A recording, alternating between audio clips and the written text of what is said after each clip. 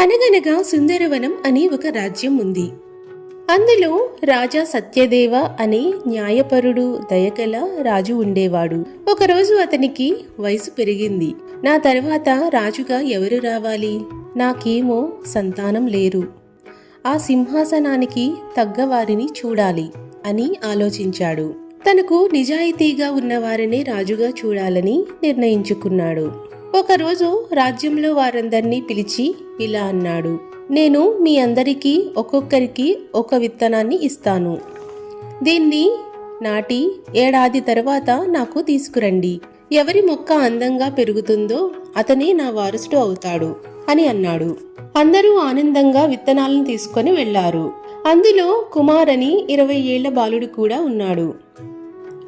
అతడు ఆ విత్తనాన్ని మట్టిలో నాటి ప్రతిరోజు జాగ్రత్తగా నీళ్లు పోసేవాడు.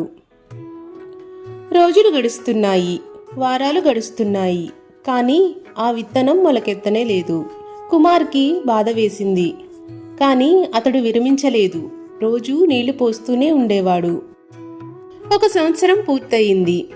ఇంక చేసేదేమీ లేక కుమార్ ఆ ఖాళీ కుండనే తీసుకొని అంతఃపురానికి వెళ్ళాడు. అందరూ రాజ్మహల్కి తన మొక్కలతో వచ్చారు. అందరి మొక్కలు పెద్దగా ఉన్నాయి. కానీ కుమార్ యొక్క కుండ ఖాళీగా ఉంది. అందరూ అతన్ని చూసి నవ్వుకున్నారు.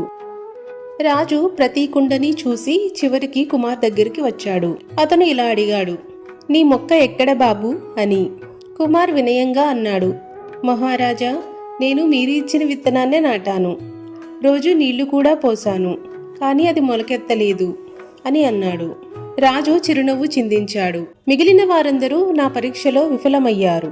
నేను ఇచ్చిన విత్తనాలు మరిగించినవి, అవి మొలకెత్తవు అని అన్నాడు. కానీ ఈ కుమార్ మాత్రమే నిజాయితీగా తన ఖాళీ కుండను తీసుకువచ్చాడు అని చెప్పి రాజా సత్యదేవ్ కుమార్ తలపై కిరీటం పెట్టి, నిజాయితీ ఉన్నవాడే నిజమైన నాయకుడు అవుతాడు అని ప్రకటించాడు.